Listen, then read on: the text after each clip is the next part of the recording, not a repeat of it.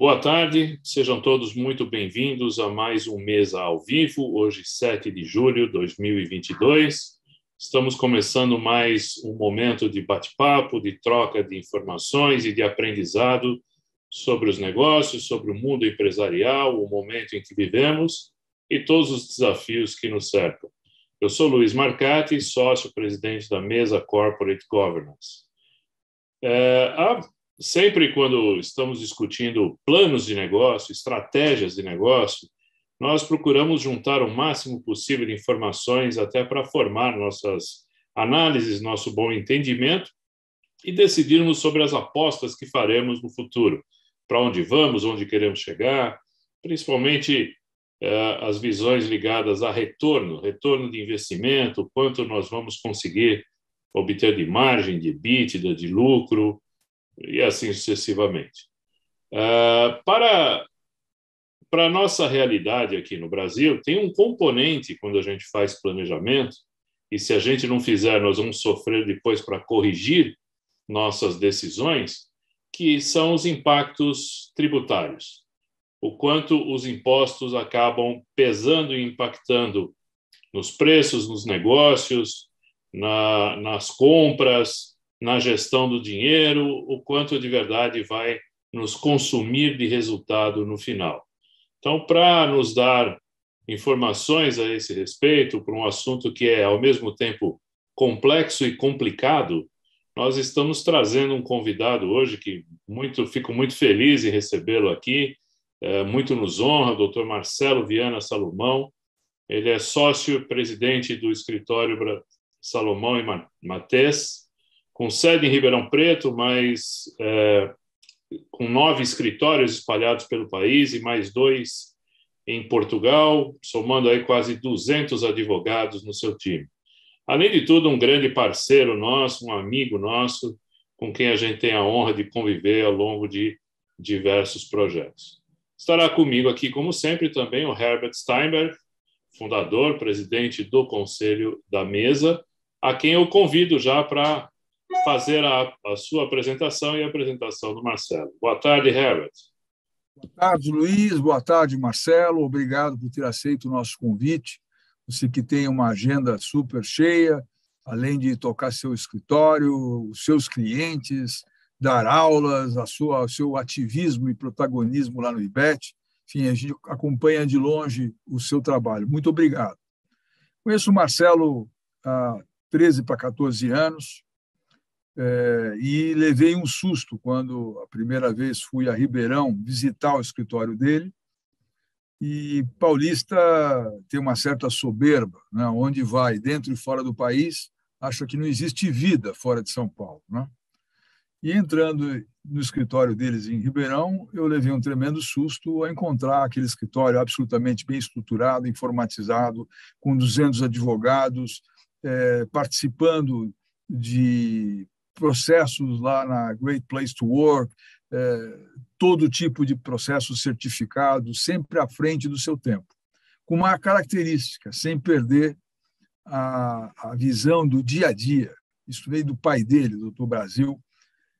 Tem uma plaquinha na porta sobre as consultas com o Dr. Brasil, porque todo mundo quer beliscar lá o Dr. Brasil, beber na sabedoria dele. Então, de um lado, o Marcelo profissionalizando, crescendo, distribuindo o conhecimento dessas 9 filiais. Mais recentemente, há 4 anos atrás, em Portugal, nós temos até troca de chumbo para entender a terrinha.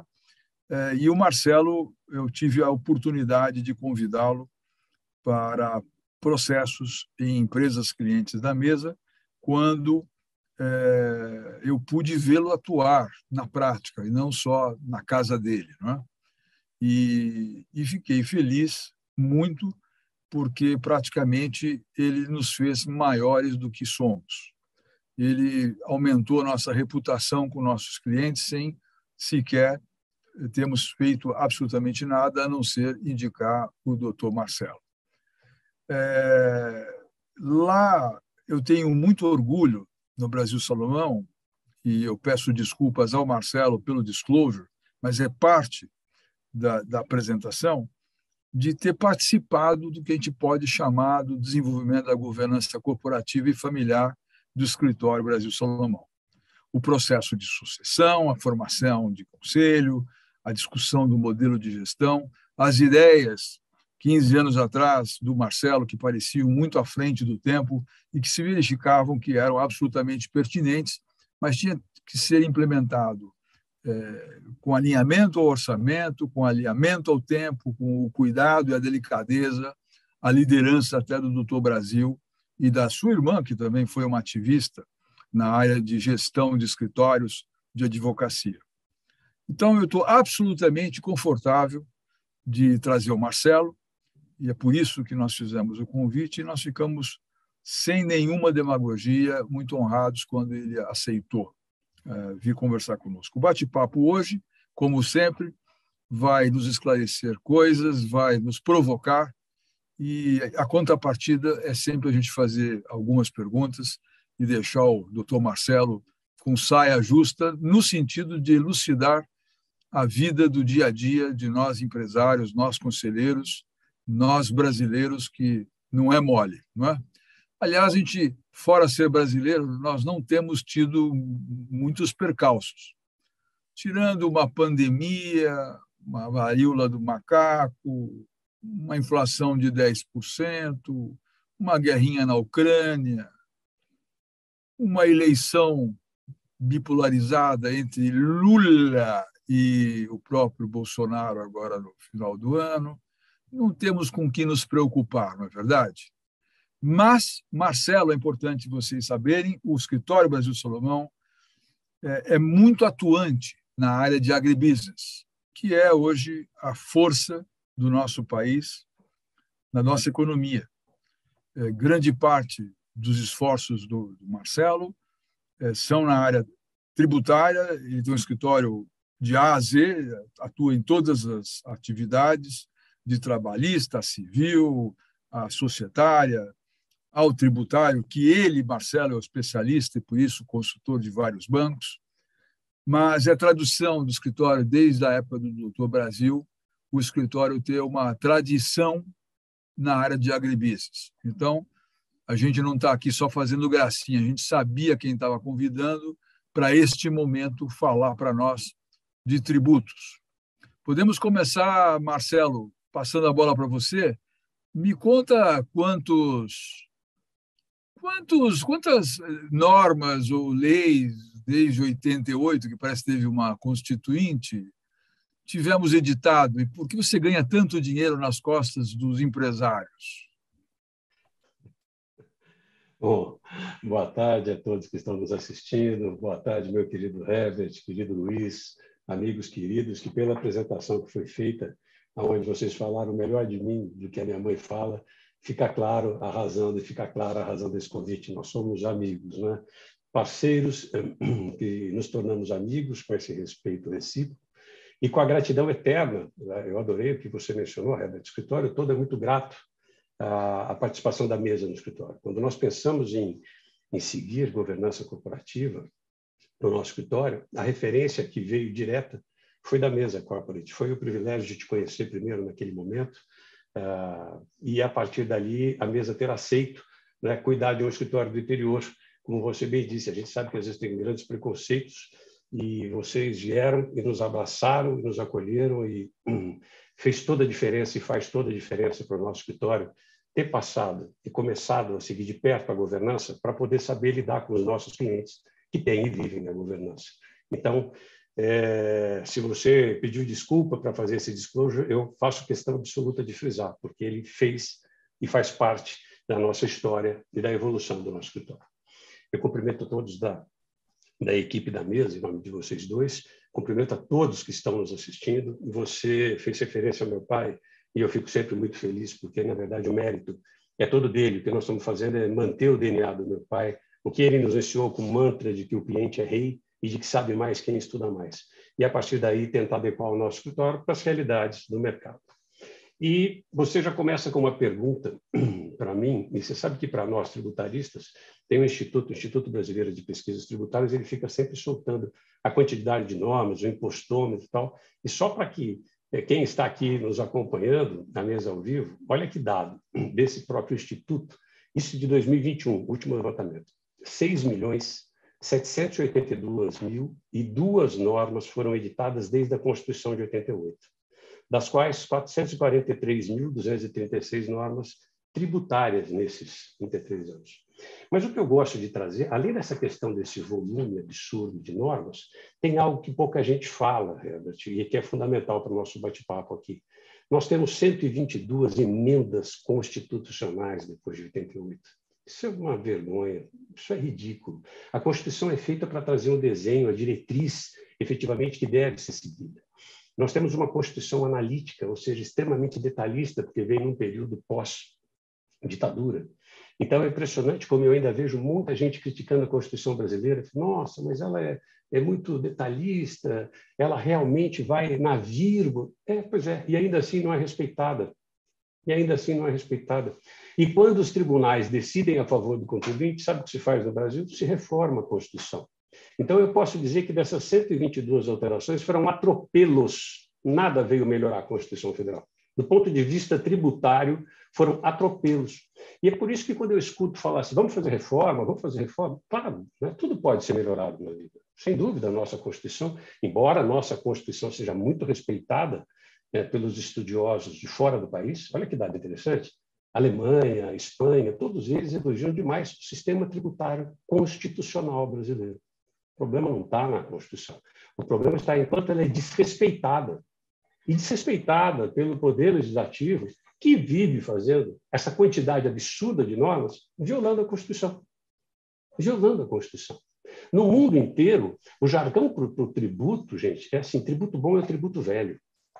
Quem paga sabe o que vai pagar, consegue se planejar. Quem cobra sabe como cobrar, sabe onde pode estar os padrões para escapar algum vazamento de tributo para quem não quiser pagar.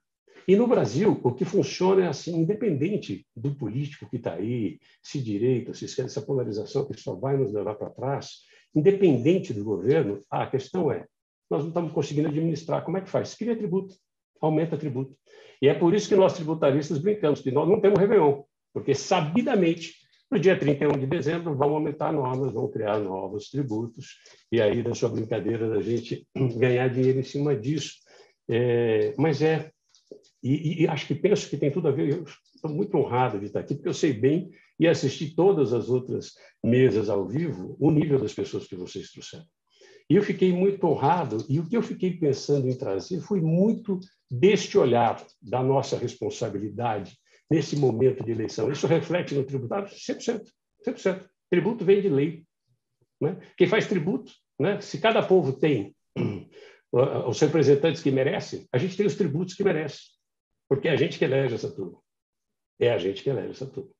Então, se tem uma confusão tributária dessa, é porque os nossos representantes estão legislando mal, estão passando por cima da Constituição. Se fosse só isso, e nós tivéssemos um Supremo Tribunal Federal independente, apolítico, seria sensacional, porque isso tudo seria barrado no Supremo. Esse é outro ponto que eu quero trazer aqui, muito importante para o nosso debate. As leis atropelarem a Constituição não é mérito só do Brasil. Embora, olha que dado triste, o Brasil seja o recordista mundial de declarações de inconstitucionalidade de normas tributárias. Então, não existe outro país no mundo que tenha tanta norma cobrando tributo declarado inconstitucional. O que já gera uma insegurança jurídica muito grande no empresário, porque sai um tributo novo, sai um aumento de tributo, será que é devido? Não dá para saber. Aquela confiança que nós, cidadãos, tínhamos que ter na norma tributária, naquele jargão do tributo bom e tributo velho, que eu já conheço, aqui não. Aqui, essa quantidade de normas, quando sai uma norma de tributo federal novo, nem a Receita sabe explicar no dia seguinte o que ela está cobrando. ICMS, nós começávamos, antes de começar, e eu dei entrevistas esses dias sobre ICMS combustíveis. Vejam, desde 2001 está autorizado na Constituição Federal tributar o ICMS combustível de forma monofásica. Foram fazer agora, no período da eleição. Foram forçar de cima para baixo, através do nível federal, um imposto estadual, mexendo as alíquotas do Estado. Isso é um atropelo. Ah, mas você é... Não, eu sou a favor de qualquer benefício. Eu sou a favor de qualquer benefício. Agora, quando o benefício atropela a Constituição, isso vai dar uma margem para a judicialização e para travar o Brasil e para gerar insegurança jurídica. Para quem? Para nós, para os empresários, para os contribuintes. Então, tem que ter muito cuidado com os benefícios que vêm nesses momentos. Aliás, não é à toa, por isso que é proibido dar benefício nesse momento. Então, eu, por exemplo, no meu modo de ver, do ponto de vista de CMS e combustíveis, que é uma discussão do momento, enquanto não vier um convênio, sequer pode ter essa tributação. Então, do meu modo de ver, toda essa bagunça que está sendo feita, com um fim nitidamente eleitoreiro, é inconstitucional, porque a Constituição manda que a alíquota seja definida por convênio, e não veio definida por convênio. Tem Estado que nem está baixando decreto e tem Estado que está fazendo seus decretos. Mas o que eu pensei em dizer aqui, com tudo isso, é que a assessoria tributária, o mundo tributário mudou completamente. Não se deve procurar um tributarista quando se tem um problema tributário, quando chega um auto de infração, quando se chega uma execução. O nosso olhar, nós temos que estar sentados ao lado do board da gestão da empresa para fazer parte de um planejamento prévio, porque faz toda a diferença no Brasil saber de que estado eu vou comprar matéria-prima, para que estado eu vou vender, aonde eu vou montar os meus CDs, por que estado eu importo, como é que eu pago aquele ICMS importação, porque de repente tem estado que eu posso pagar, inclusive com precatório vendido pelo próprio estado. Então, tem uma série de benefícios que isso tem que ser visto antes, porque, como o Luiz falou na abertura, nós estamos diante do sistema mais complexo do mundo. Eu agreguei dizendo que é um sistema que tem as normas, o país que tem mais normas declaradas inconstitucionais na área tributária. Se é assim, o olhar não pode ser posterior. O empresariado no Brasil, isso é uma constatação, nosso escritório está com 53 anos, o que eu digo para vocês é que dos últimos 20 anos, a gente conversa de tributos, olha, fazendo mestrado, doutorado, dando aula, mas a gente conversa de igual para igual com os empresários. Os empresários entenderam e passou a fazer parte do dia a dia dele, do planejamento, como o Luiz chamou a atenção, o olhar tributário. O olhar tributário. E está absolutamente correto. Este é o movimento. Se nós estamos num país que todo dia estão sendo lançadas normas e normas, nós temos que ter uma consciência de que existe uma forma de interpretar. Não é? Existe uma Constituição acima de tudo, que o Supremo devia respeitar para dar mais segurança. Mas eu tenho que fazer um planejamento hoje com base só na legislação? Não. O Brasil é tão triste nesse sentido que eu tenho que fazer o meu planejamento da minha empresa, do meu resultado, fazer a conta na vírgula do meu resultado, analisando as decisões do Supremo, as decisões das cortes superiores. Por quê? Porque nem sempre as decisões refletem o que está escrito na lei. Então, vai ficando mais complexo. Nós temos essa quantidade de normas, mas nós temos uma série de decisões que decidem em sentido contrário do que está nas normas. E, normalmente, a favor dos entes tributantes, e não dos contribuintes. Então, na verdade, o que se tem é uma dificuldade tremenda, mas tem solução. Senão, nós não estávamos vivos, senão as empresas não estavam reagindo a esse momento de crise. A solução desse olhar é, primeiro de tudo, olhar na minha mesa se não tem dinheiro. Porque se eu tenho a consciência que eu estou diante de um sistema complexo, esse olhar tem que ser feito de tempos em tempos, porque eu posso ter feito um olhar há 2 anos e o Supremo ter vindo com decisões que estavam paradas há anos. E naquele momento que eu olhei, eu optei por não me acreditar, eu optei por não brigar por aquilo, porque era um tributo novo. Hoje, o desenho tributário, olha que outra incoerência do sistema, impõe que o empresário vá, em boa parte das questões, buscar o seu direito na justiça. Por quê? Porque o próprio Poder Judiciário, que tanto reclama que a sua morosidade se dá pela quantidade de judicialização no Brasil, o Supremo Tribunal Federal Brasileiro começou a adotar um sistema de precedentes e de modulação dos efeitos. Portanto, uma decisão de casos idênticos vai valer para todos os casos do Brasil, precedentes, mas começaram a modular. Olha o que significa isso, meus caros. Significa que, se o Supremo analisar uma cobrança do Brasil e decidir que ela é inconstitucional, por exemplo, ICMS na base de cálculo de PIS e COFINS, olha que importante, olha que valor envolvido, assim como ISS na base de cálculo de PIS e COFINS, para os bancos, o Supremo vem e declara inconstitucional. A gente aprende no banco das faculdades, isso desde Pontes de Miranda, de que uma lei inconstitucional ela nasce morta. nasce morta. Portanto, ela não pode gerar os efeitos. Quando o Supremo está declarando a lei constitucional, está dizendo que tudo aquilo que decorreu dela não vale. Ela nasceu morta, morta, dizia Ponte de Milan. Ora, se era assim, o que significa modulação? Significa o Supremo chegar agora e dizer, olha, é verdade, essa cobrança foi absolutamente inconstitucional. Mas eu vou declarar a lei constitucional daqui para frente. Gente, quer dizer que é o Supremo validando uma cobrança inconstitucional. É por isso que tributarista fica mesmo careca, barba branca, tudo precoce. Né? Estou com 25 anos, olha que loucura. Como é que o Supremo vem e passa a mão numa cobrança indevida? Sabe qual é o argumento, meus caros? Ele é econômico, mas se eu não fizer isso, os estados quebram. Ora, acontece que no Estado democrático de direito, o primeiro que tem que ser salvo é o cidadão, não é o Estado. Quem está lá na administração pública, numa república, está lá cuidando das nossas coisas. Res pública, coisa pública, é tudo nosso. É tudo nosso. Quando a Constituição deixa entrar no bolso do cidadão brasileiro, ela faz com um nível de preocupação gigantesco. Quando ela traz os princípios tributários, ela diz assim, sabe como é que chama o capítulo? Olha que interessante. Das limitações ao poder de tributar. Quer dizer, eu estou deixando você entrar no bolso do cidadão, Estado, União, município, mas extremamente limitado. Extremamente limitado. Tem que ser por lei, não pode ser de forma confiscatória. E aí uma série de princípios. Mas o que a gente vê no Brasil, se atropela essas regras. Quando chega no Supremo, o Supremo, em vez de defender, ele tem a função de guardião da Constituição, ele fala, tá bom, tá certo, isso aqui não tem defesa, o Estado errou, isso aqui é inconstitucional, absolutamente inconstitucional. Mas vai valer daqui para frente. Então, como que o Supremo faz para proteger algumas empresas em algumas decisões? Exceto para quem veio buscar suporte no Poder Judiciário.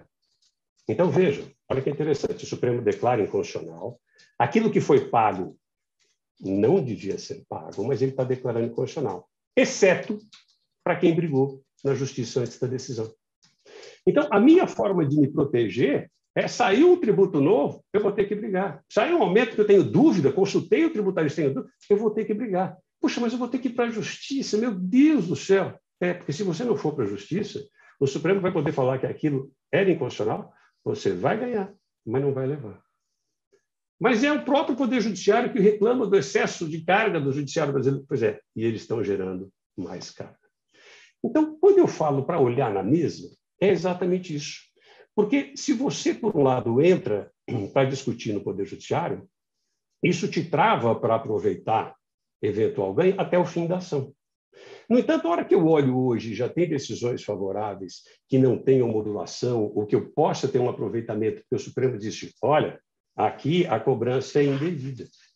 Há muito disso no Brasil, e o que eu vim aqui dizer para os empresários que estão nos ouvindo é, olhe para a sua mesa, pode ter dinheiro. Separei alguns temas recentes. Por exemplo, né, os estados, com a Lei Complementar 160, falaram que trouxeram vários benefícios de ICMS para as empresas, de novo o ICMS. Ok. Com isso, deram benefício, não teve que pagar o ICMS, aumentou a renda das empresas. Era esse o objetivo, aumenta a renda, vai aumentando a remuneração, aumenta a sobrevida das empresas. Mas aí, o que acontece? Veio a União Federal e falou, opa, então essa receita aqui, que está sendo decorrente de um benefício estadual, eu vou tributar. Mas aí não adianta nada. Eu tenho um benefício do Estado para estimular o crescimento da empresa e essa subvenção que vem do Estado, isso para as empresas do lucro real, a União começou a vir querer cobrar imposto de renda, contribuição social sobre o lucro. Não. As decisões já estão dizendo negativo. Senão era a União, o Estado dando com uma mão e a União tirar com outra. Essa é uma decisão recente, uma postura recente do Poder Judiciário brasileiro, que eu recomendo. Ah, Marcelo, mas só tem benefícios para as grandes, para empresas de lucro real? Não, também há benefícios, decisões recentes que devem ser olhadas na questão de quem está no lucro real e no presumido. Por exemplo, a não tributação da correção monetária sobre as aplicações financeiras.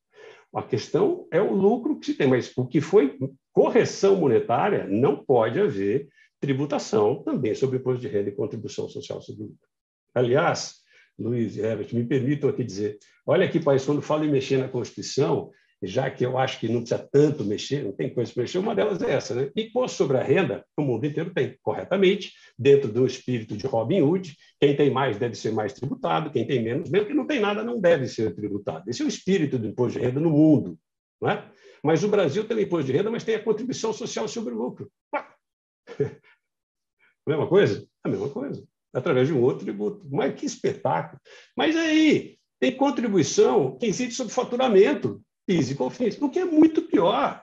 Quando falam da jabuticaba brasileira, nós temos um tributo, além de ter dois que tributam a renda, nós temos um tributo sobre faturamento, quer dizer, pouco importa. Aí, como disse o Herbert, mas está tudo tranquilo, né? É pandemia, crise, guerra, varíola do macaco, Palmeiras quase ganhando o Mundial, um monte de catástrofe. E o que acontece? Querem tributar faturamento.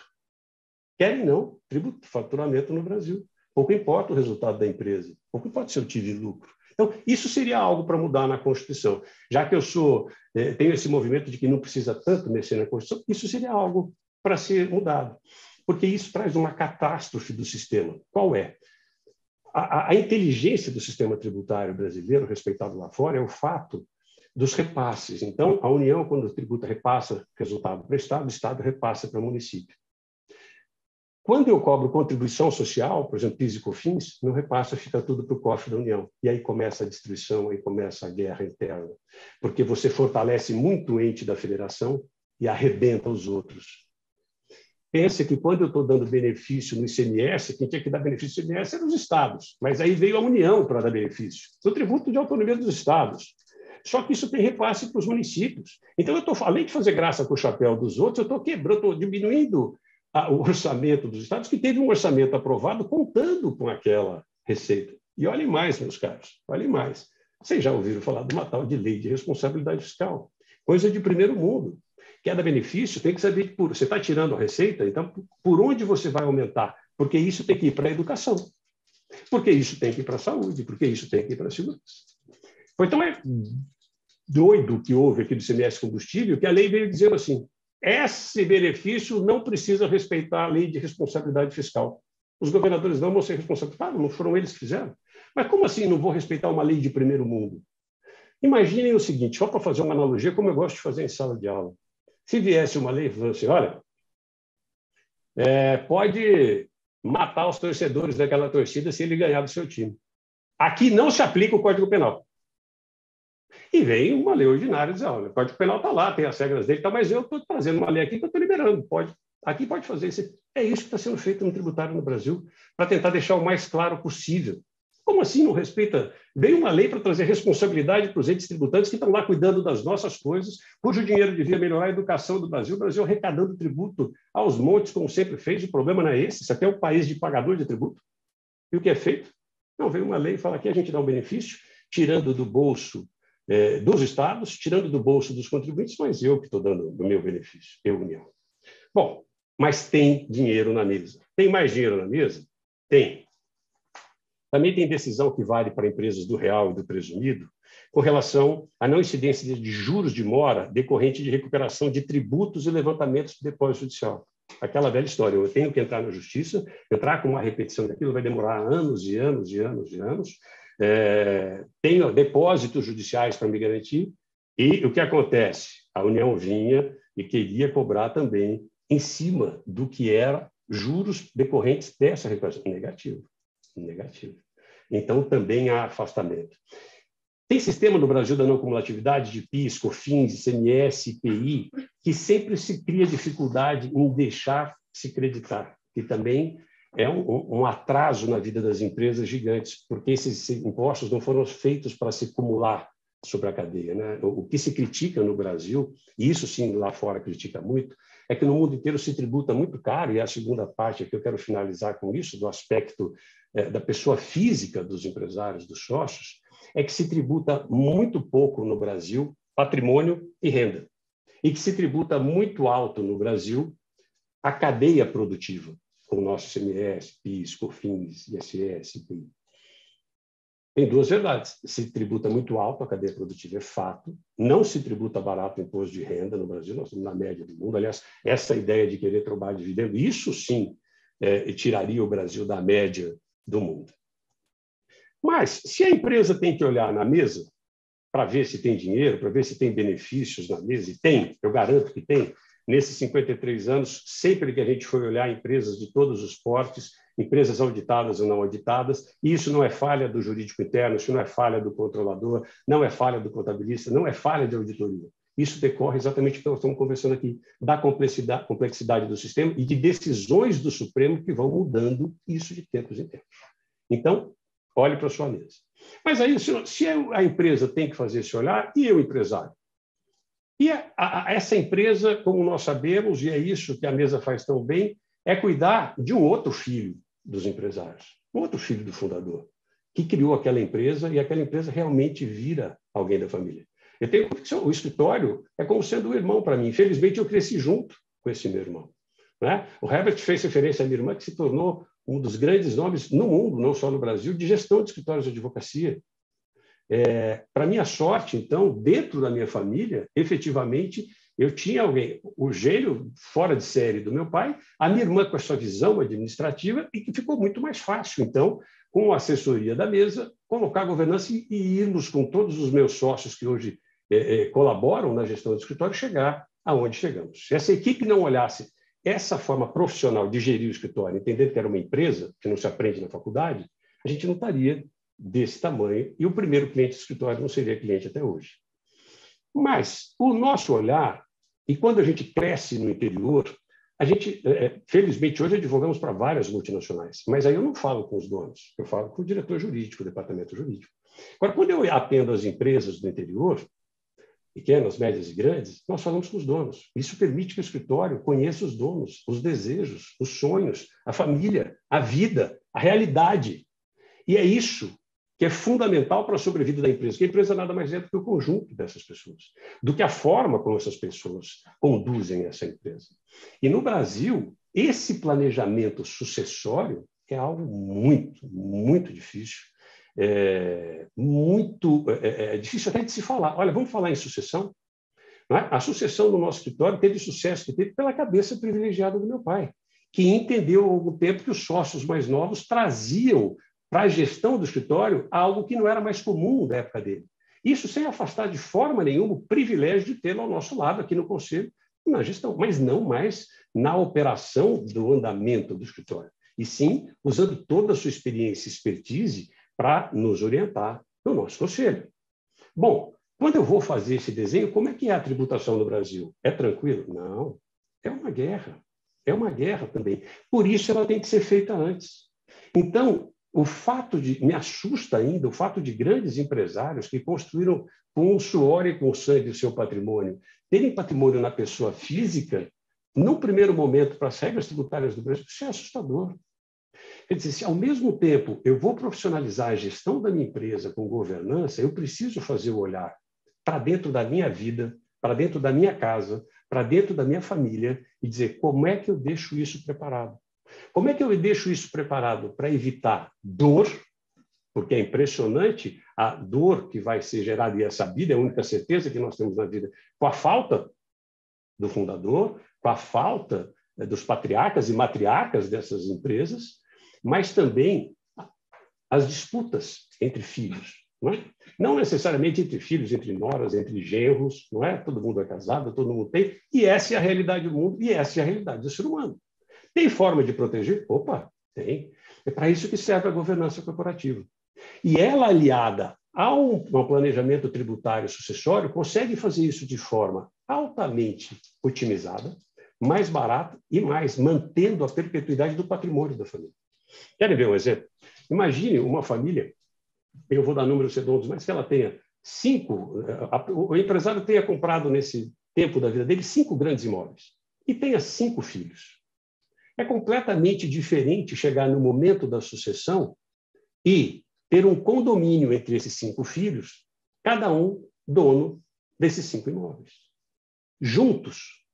Portanto, se estrategicamente foi importante a venda de um imóvel para investir na empresa, mas um filho não quiser, não vai vender.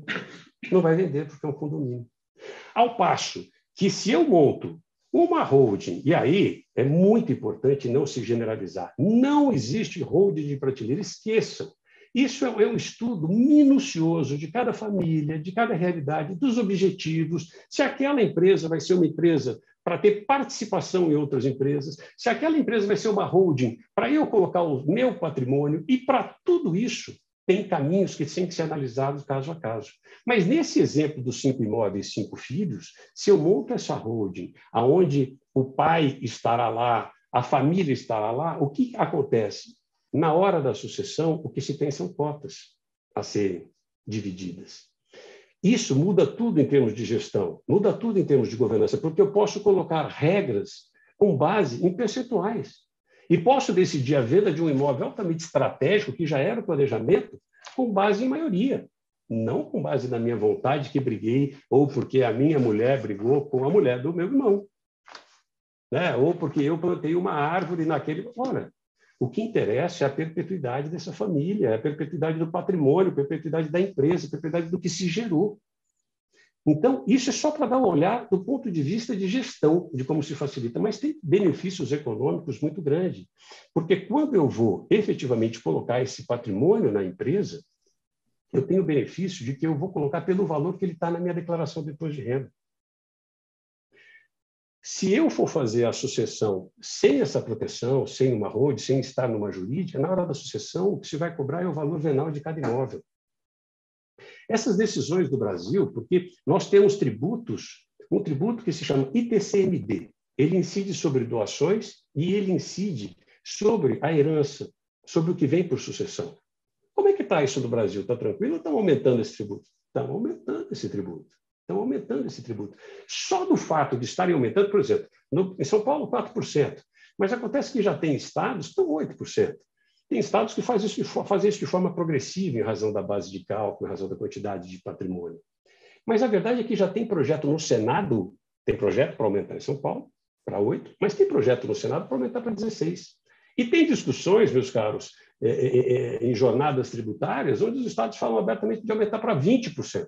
Então, primeiro ponto em termos de planejamento, quer dizer, uma coisa é olhar a empresa, outra coisa é olhar para a minha vida e planejar a sucessão, o meu futuro, a minha paz, e aqui eu utilizo até do ponto de vista que a Mariana, minha sócia, minha mulher, que cuida de societário, faz um planejamento, você fala, sucessão. Não é uma sucessão por conta de outra. Pode ser fruto do meu sucesso, em razão do meu grande sucesso, da minha sucessão, eu organizar minha vida e poder viver. E poder ter tranquilidade, como é que isso vai ficar para os meus filhos? Como é que vai ser de custos? Ora, se eu tenho o ITCMD que está aumentando, obviamente esse é um ótimo momento para fazer o planejamento. Porque tem a tendência de aumento. Tem a tendência. Olha que olhar interessante, né? O Herbert e o Luiz comentaram que nós temos 2 escritórios em Portugal. Qual a razão de nós termos isso? Além de cuidar da expansão das empresas, da internacionalização, como a gente cuida da proteção familiar, como a gente cuida efetivamente da sucessão, Portugal não tem o ITCMD, não tem um imposto que incide sobre sucessões. Interessante isso, porque no Brasil era comum, e há 20 anos atrás, chegava no escritório, olha, Marcelo, nós queremos montar uma empresa nos Estados Unidos, vamos cuidar da sucessão lá, mas como? A tributação pode chegar a 40%, a 50%, dependendo da forma que for. Ao passo que Portugal não tem um imposto. E, diferentemente do Brasil, vamos criar esse imposto em Portugal? Duvido. O imposto bom é imposto velho na Europa. Então, olhem a diferença de se falar de um planejamento sucessório, pensar em como passar isso para os meus filhos de forma segura e barata. Tem país que não tem um imposto. Simples assim. Bom, o que mais? Como é que está isso no Brasil? O ITCMD tende a subir? Vai subir? Vai subir. Vai subir. Os estados avançam com todo tipo de cobrança, com todo tipo de interesse para cobrar mais.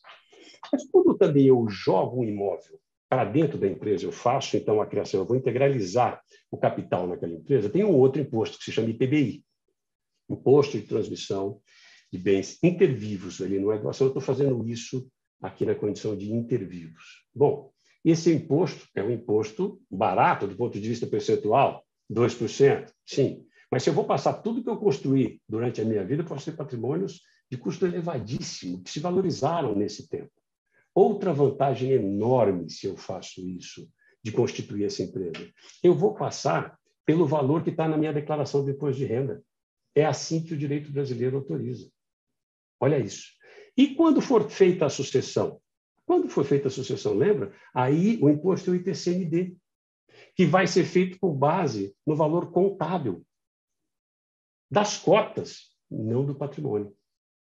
Bom, tem mais notícia boa nesse sentido. O Supremo Tribunal Federal, porque, olha só, a Constituição diz ainda explicitamente que quando eu vou incorporar imóveis para constituir uma empresa dessa patrimonial, que se ela tiver o fim exclusivo de viver desses imóveis, portanto, de renda, de compra e venda de imóveis ou de aluguel, que aí incidiria o ITBI, que aí não teria o benefício se fosse preponderante. O Supremo acabou de falar, não tem mais essa condição. Se for por incorporação, se for por integralização, notícia boa, coisa boa. Quando o Supremo acerta, eu tenho que falar aqui também. Reforçando um bom momento de planejamento tributário, porque, obviamente, vão questionar ou vão querer mudar efetivamente a Constituição, mas tem essa ótima decisão.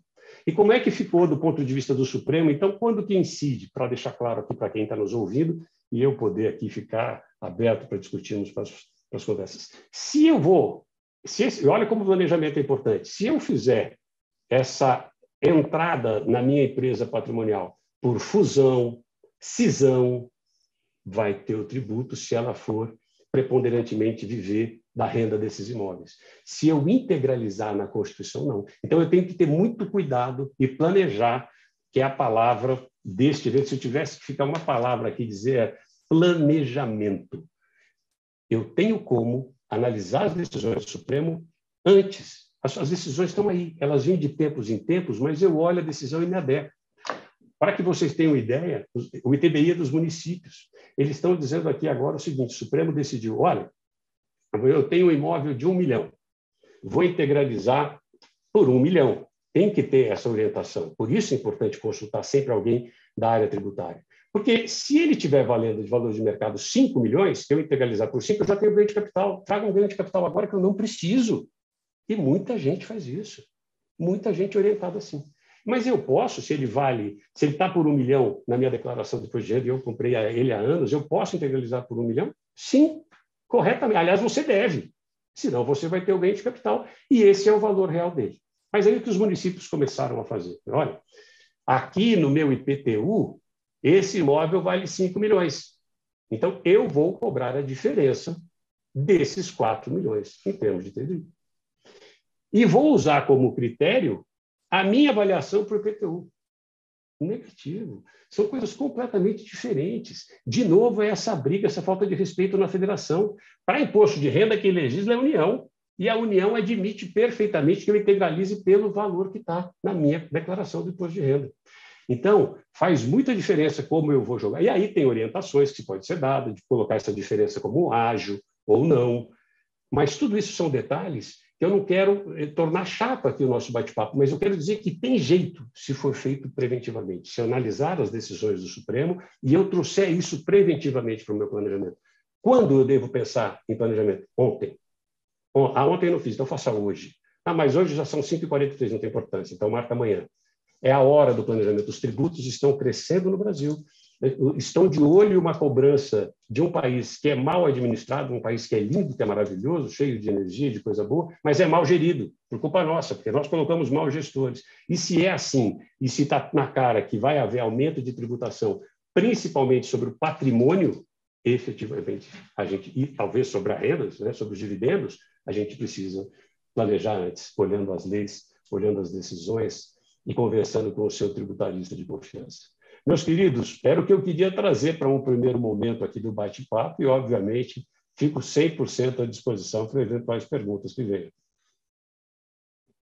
Bom, Marcelo, eu estou absolutamente zonzo e querendo gritar socorro, assim como vários ouvintes que estão te assistindo. Eu queria fazer uma pergunta injusta, mas é uma curiosidade. Eu vou ampliar um pouco o espectro de alternativas que a gente tem para esse ano. Eu já entendi aonde nós estamos e o tamanho da dificuldade e complexidade em lidar. Mas você, como protagonista da área tributária, professor, militante, né? Vamos imaginar um governo Lula, vamos imaginar um governo Bolsonaro e suas ideologias, ou mesmo um governo Ciro, para colocar uma terceira via inexistente. O que você, como tributarista, como protagonista lá no IBET, vê de potencial problema ou mais emissões ou mudanças nos tributos em cada um desses casos, mesmo sendo raso? E aqui eu não vou te cobrar por nada, só queria ter um cheiro.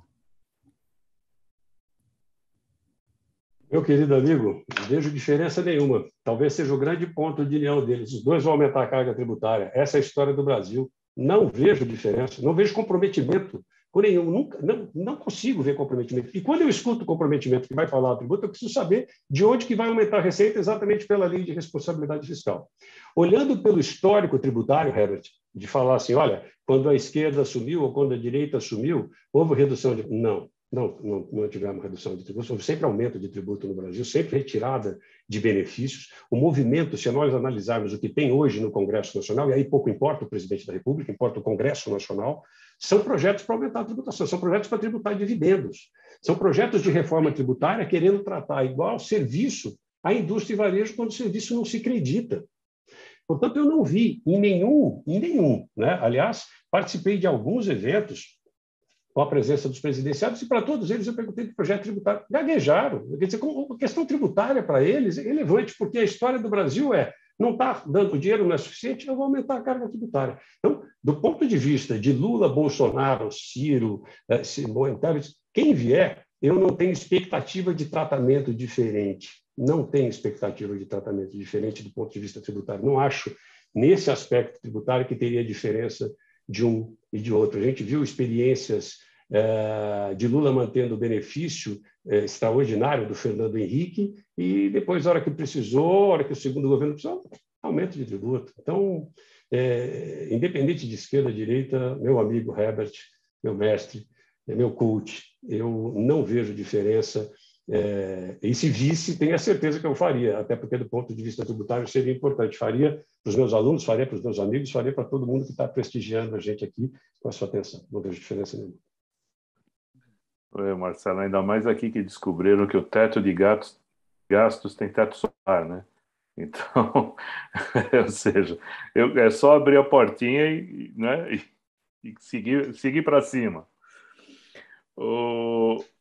Nós tivemos uma conversa prévia em que falamos sobre alguns desafios que a gente sempre encontra, né? Por exemplo, você citou quem vai para Portugal investir. Pensando no sentido inverso, todo mundo que vem investir no Brasil gasta horas e dinheiro de monte só para analisar o ambiente tributário, né? Ou seja, onde eu vou entrar, como eu vou entrar e tudo mais. E tem dois aspectos que são muito interessantes. Quanto eu tenho que manter de custos correntes para o acompanhamento tributário e lá no financeiro, quanto eu tenho de custos também correntes para manter a apuração do que eu pago, né? Porque são dois trabalhos tremendos e complexos, né? Aí tem três perguntas que chegaram aqui que eu vou tentar juntar as três em uma só, tá? Só para facilitar aqui. O Paulo Sais, ele fala uma das coisas que a gente comentou, né? Que tem muita empresa por aí que bota os produtos para passear de caminhão pelo país para ficar mais barato o imposto, né? Ou seja, o imposto está mais caro que o diesel agora. Ele fala, mas não é uma coisa... ele chama até de aberração gerada pela legislação, você tem que planejar logística olhando para impostos, né? Aí o Hudson Silveira, ele emenda falando assim, puxa vida, mas simplificar a tributação não é melhorar, alavancar negócios? Ele cita que ele foi administrador de uma empresa nos Estados Unidos e ele falou a diferença do ambiente lá, tudo bem, pode até ser mais caro, mas pelo menos o ambiente é mais friendly, né? Tá certo?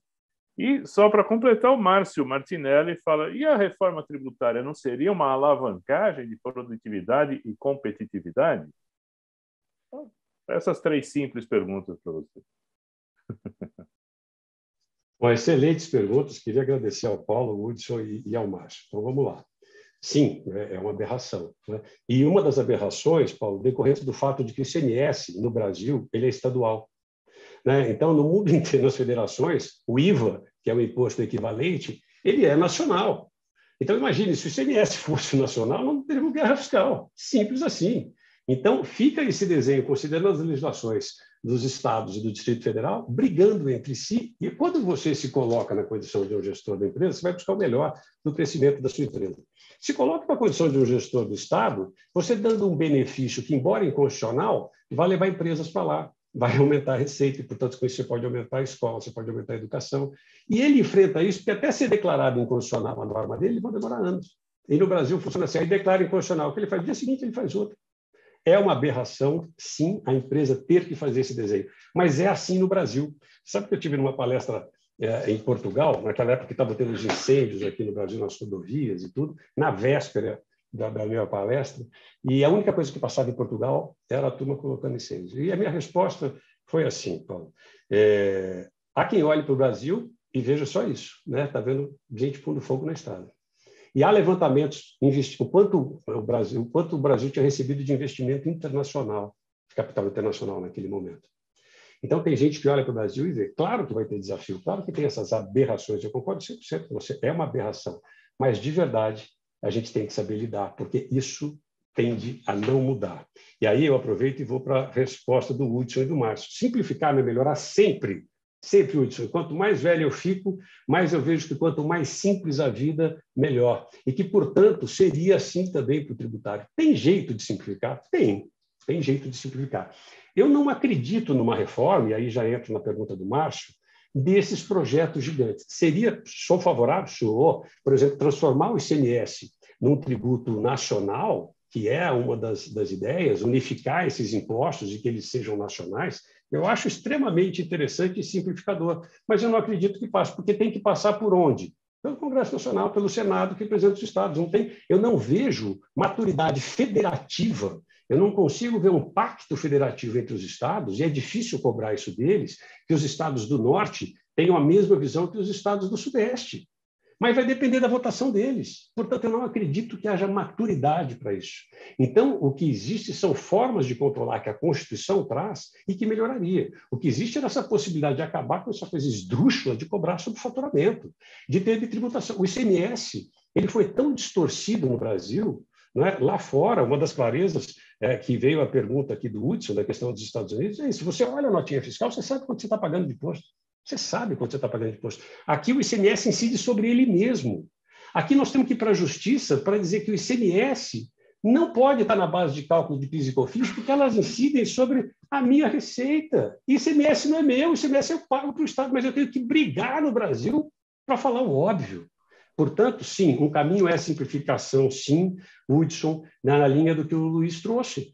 Se pelo menos eu tivesse um sistema com menos tributos, ou com mais facilidade das normas, das obrigações tributárias, porque realmente há distinção entre o tempo que eu gasto e o valor que eu gasto para simplesmente cumprir o que nós chamamos de obrigações acessórias, entregar os documentos na quantidade de documentos e todas as informações. Isso mudou, mas não é no Brasil, mudou no mundo inteiro. Nós fazemos o serviço da fiscalização. Nós passamos todos os dados, nós alimentamos efetivamente essas informações, e isso se gasta muito tempo, isso se muda constantemente, isso tem multas altíssimas no eventual descumprimento ou erro. Reforma tributária, para chegar no Márcio. Sou a favor? Sou, mas você quer ver do que eu sou mais a favor, Márcio? Pelo meu medo, por todas as vezes que mexeram na Constituição, pioraram a Constituição para o cidadão brasileiro. Olha que exercício interessante, eu tenho provocado isso muito. Se todos os entes tributantes do Brasil, respeitando a lei de responsabilidade fiscal e usando exemplos, por exemplo, do Japão, se todo mundo abaixasse um pouco que fosse as alíquotas de todos os tributos do Brasil, façam esse exercício, o município abaixando as alíquotas de ISS, dentro do que a lei autoriza, do IPTU, não é? O Estado abaixando efetivamente ICMS, os estados em conjunto abaixando ICMS, IPCMD, a União abaixando os seus tributos. Precisa mexer na Constituição para isso? Não. Quem pode o mais, pode o menos. Quem pode tributar, pode reduzir. Olha que coisa linda. Eu não preciso mexer na Constituição para isso. Eu preciso de vontade política. Eu preciso efetivamente um olhar de quem eu pus lá para cuidar do Brasil, para olhar fácil um pouquinho lá fora. O Japão, quantas vezes o Japão foi destruído? O Brasil não tem esses problemas. Como é que, do ponto de vista tributário, como é que o Japão se reconstruiu? Esse é o olhar construtivo. Como é que esses caras se reconstruíram? Um país daquele tamanho, com tanta catástrofe. Muito simples do ponto de vista tributário. Isenção para tudo durante um tempo. Benefício tributário para todo mundo. Por quê? Para que as empresas possam reconstruir as empresas, mas mantenham os empregos. Continue remunerando os seus funcionários. É isso. E aí você justifica a lei de responsabilidade fiscal. Sabe por quê? Porque você baixando a tributação é lindo e é simples. Você aumenta a base de quem paga. Isso aqui não é um país de sonegador. Acontece que tem 50% dos trabalhadores na informalidade numa crise de desemprego como essa. E essas pessoas iam adorar estar regulares. Iam adorar estar regulares. Como é que eu faço para isso? Reduzo o custo. Reduzo o custo. Porque eu reduzindo o custo, eu aumento a arrecadação e, portanto, respeito a lei de responsabilidade fiscal. Então, Márcio, de verdade, a reforma tributária seria ótimo. Tem jeito de fazer? Tem, desde que não iguale serviço com comércio, com indústria, que são coisas ridículas, né? A indústria pode se acreditar do que compra, o comércio pode, o serviço não compra nada e querem jogar a mesma alíquota. Então, obviamente, isso é uma distorção de uma reforma que não vai passar nunca e nem pode passar, não é? Mas se fizer esse movimento, esse seria um movimento que eu adoraria sentir do povo brasileiro. A hora que o povo brasileiro tiver a consciência da sua força, não é? Aquela história do búfalo que para numa cerquinha pequenininha de madeira. A hora que o povo brasileiro tiver a consciência que é responsável por colocar no momento de eleição quem está lá, e de lembrar de quem elegeu, porque o brasileiro nem lembra quem elegeu, né? Nem lembra quem são os deputados que votou e tudo mais. Na medida em que se der uma cobrança por nível de arrecadação que o Brasil tem, mais uma história de um movimento para se reduzir um pouco que seja, de cada tributo, de cada ente tributante, se aumenta muito a arrecadação, se aumenta a base, se permite a regularização dos informais e muda o país sem mexer na Constituição, sem a gente depender da vontade política da Constituinte. Obrigado, Marcelo. Perdão, Luiz. Contrário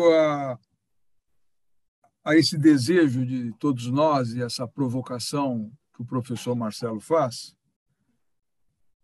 se a gente tivesse um indicador de palpite, sua opinião, qualquer que seja a matiz vencedora, o Lula, o Bolsonaro, o Ciro vão fazer mais ou menos a mesma coisa. Você dá como certo taxação de dividendos? Não dou como certo, Herbert. Acho que essa vai ser uma briga boa, mas efetivamente não dá para a gente desconsiderar. Aí tem uma grande fraude nessa conversa toda, quer dizer que o Brasil está fora do que se faz na OCDE.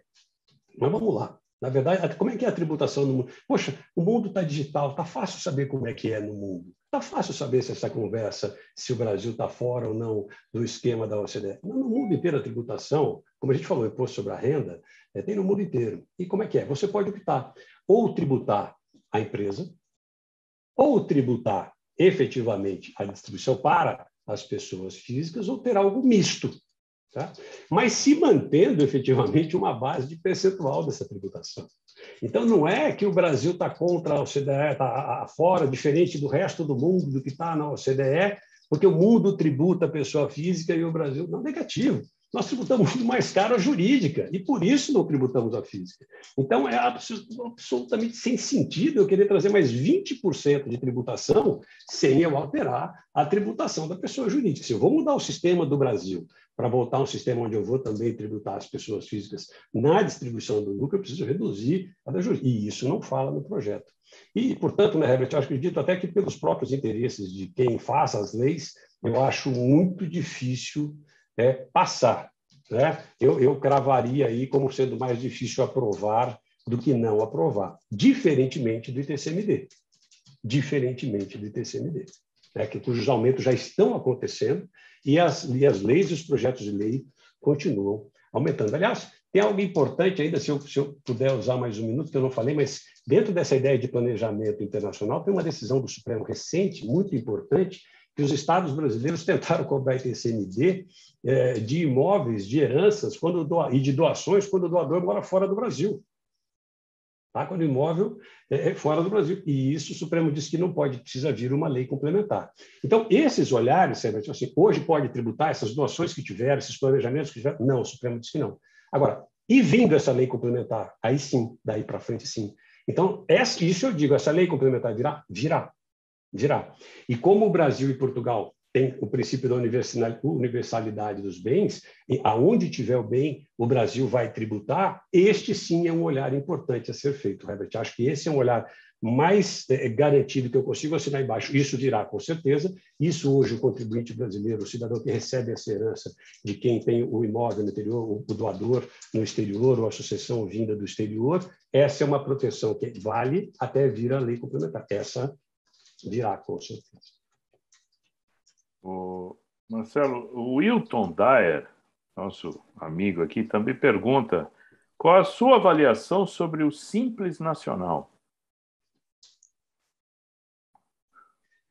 Wilton, obrigado da presença, da pergunta e da presença. O Simples, o nome é lindo, né? Como a gente veio até da pergunta do Hudson de simplificar, o nome é lindo, mas ele atrapalhou tudo. Ele veio numa bagunça e mais, os estados desrespeitando e querendo tributar. Inacreditável. Agora, ideologicamente, perfeito. Ele vem muito na linha do que eu disse aqui, daquela ideia de reduzir a tributação. Lamentavelmente, na prática, assim como tudo que é na matéria tributária, por exemplo, substituição tributária. Foi um escândalo quando veio para o Brasil isso, porque é cobrar o tributo antes de acontecer o fato gerador. Não é? Eu vou cobrar lá no início da cadeia, querendo brincar de mandinar e adivinhar o preço que vai ter no resto da cadeia. Aí eu brinco de mandinar e chego à conclusão que lá eu recolhi mais. Aí eu peço de volta, porque a lei, a Constituição fala, se cobrar mais tem que devolver. Mas aí eu tenho que entrar no Poder Judiciário para pegar a devolução e mato a empresa.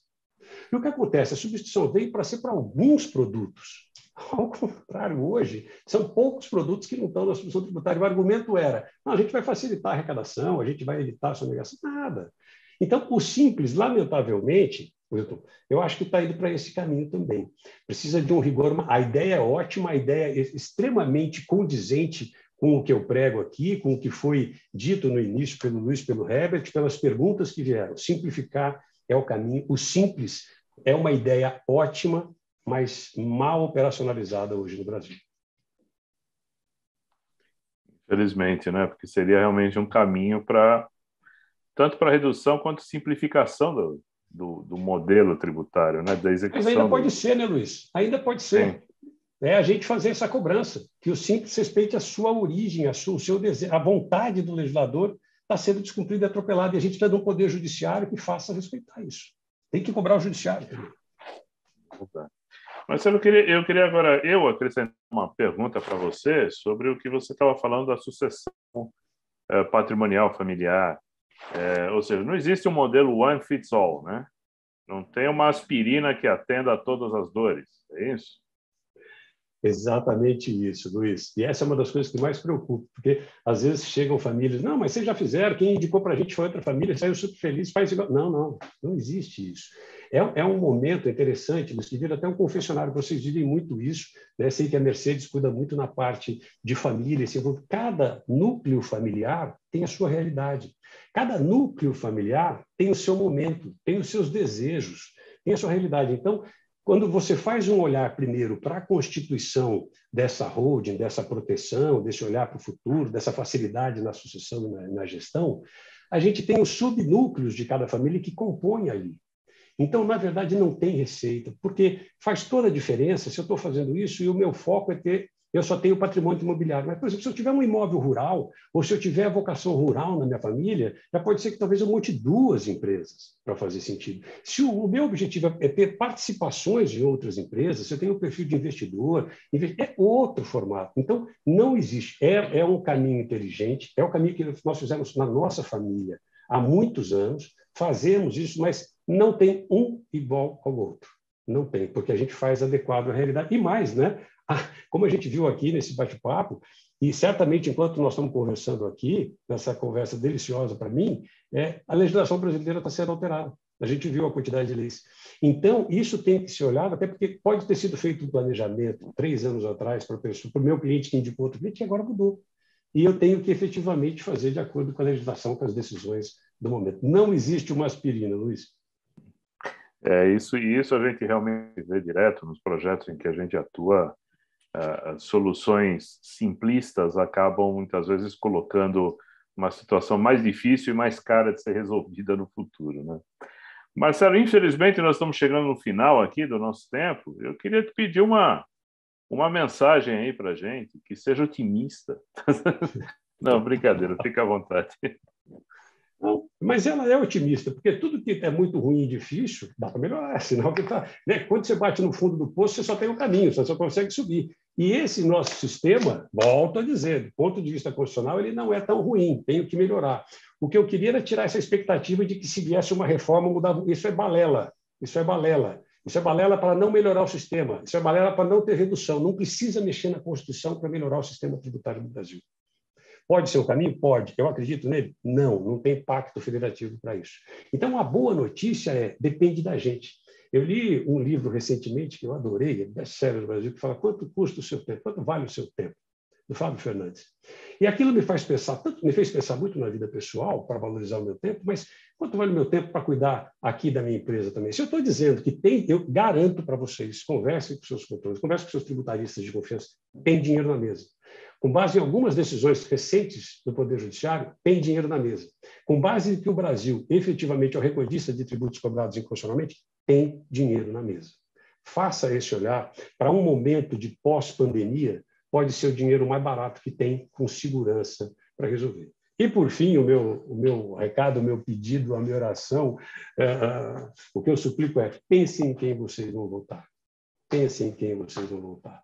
A gente tem aí uma história no Brasil, né? E eu falei da Mercedes aqui, falando da parte de família, e lembrei de um ídolo em comum, Luiz Flávio Gomes.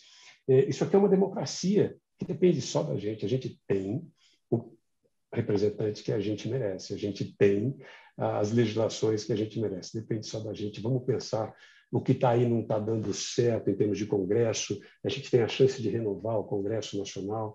Vamos efetivamente votar e cobrar para que cuidem do que é nosso. Isso aqui continua sendo um Estado democrático de direito. Obrigado, Marcelo. Herbert? Marcelo, um privilégio ter você aqui. Muito, muito obrigado. Um abraço forte. Até breve. Olha, foi um presente para mim. Assim, enquanto estava aqui, além de tudo, vocês me dão sorte. Eu acabei de saber que meu filho entrou em segundo lugar na SPM. Nós estávamos aqui ansiosos e chegou a notícia. Então, além de tudo, a mesa me dá sorte. Muito obrigado por esse privilégio, a todos que nos ouviram, por esse convite honroso que vocês me fizeram, Herbert e Luiz. Marcelo, parabéns. Manda um abraço nosso a ele, tá? Ficamos felizes aí, todos vocês, pelo sucesso, e é um belo começo de nova estrada para ele aí, né? Marcelo, muito obrigado realmente pelo seu tempo, por toda essa aula que você nos deu. A gente brinca muito que a questão do imposto desanima a conversa, né? Mas na realidade, quanto mais a gente tem clareza sobre as coisas, mais nos ajuda a buscar e alcançar soluções. Então, realmente, muito obrigado por ter participado aqui conosco, por ter compartilhado um pouco do seu conhecimento, da sua experiência, reforçando o que você falou sobre pensem em quem votar, e a gente acrescenta, e não esqueçam em quem votou e o que de verdade eles estão fazendo no nosso nome, porque, no fundo, o que a gente está dando é uma procuração para eles legislarem em nosso nome. Né? Tá certo? Muito obrigado a todos os que participaram. Lembrando que, a partir de amanhã, esta live estará disponível no canal da Mesa do YouTube para poderem assistir, ver e rever. Até a próxima Mesa ao vivo, normalmente às primeiras quintas-feiras do mês, às 17 horas. Cuidem-se, um abraço e até lá.